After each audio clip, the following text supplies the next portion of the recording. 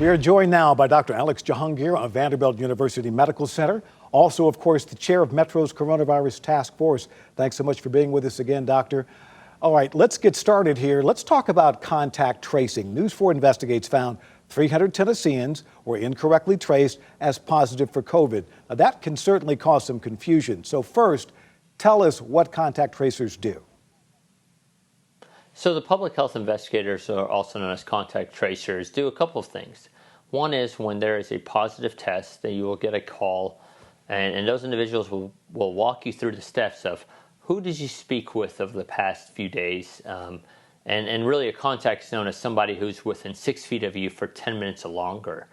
Then on top of that, they will then call those individuals and say, hey, you've had an exposure, you may need to get tested again, or self-isolate to see if you're symptomatic. Finally, what these individuals will do is each day they should contact you, whether electronically or by telephone, to see how your symptoms are going and to confirm that you are self-isolating, quarantining while your symptoms get better. All right, so how can people make sure they're getting accurate results? Well, that's a great question. Right now, we mean to stump you, Doctor. Fair enough.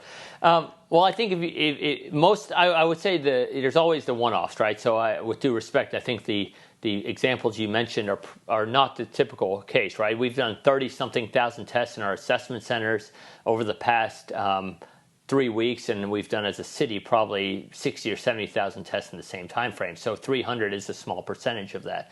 With that said, I think it is important when you go get a test, find out what the best way to get results in, whether it's an online portal that's provided by your provider or by our assessment centers, or a hotline that you can call for our assessment center sites.